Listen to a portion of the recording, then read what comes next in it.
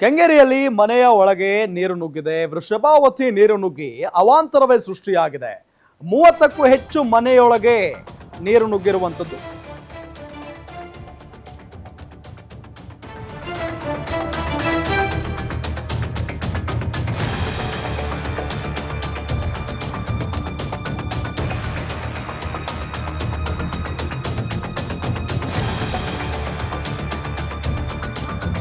ಶಾಸಕ ಎಸ್.ಟಿ. ಸೋಮಶೇಖರ್ ಪರಿಶೀಲನೆಗೆ ಹೋಗಿದ್ದಾರೆ. ಈ ಸಂದರ್ಭದಲ್ಲಿ ಕೆಂಗೇರಿಯಲ್ಲಿ ಮನೆಯ ಒಳಗೆ ನೀರು ನುಗ್ಗಿ ಬಹಳ ತೊಂದರೆಯನ್ನ ಅನುಭವಿಸ್ತಾ ಇದ್ದಾರೆ ಪಾಪ ಅಲ್ಲಿನ ಜನ. ವೃಷಭಾವತಿ ನೀರು ನುಗ್ಗಿ ಅವಾಂತರವೇ ಸೃಷ್ಟಿಯಾಗಿಬಿಟ್ಟಿದೆ.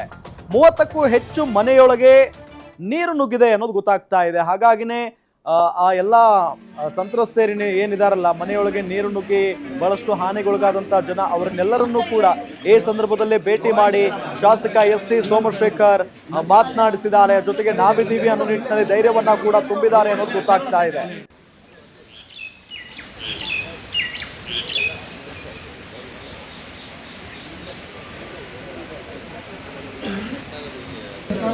ಜಲ್ದಿ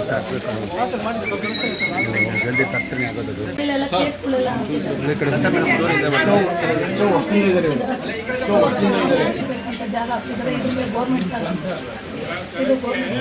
ಒಂಚೂರು ಕ್ಯಾಮ್ರಾ ಒಂಚೂರು ಹಿಂದೆ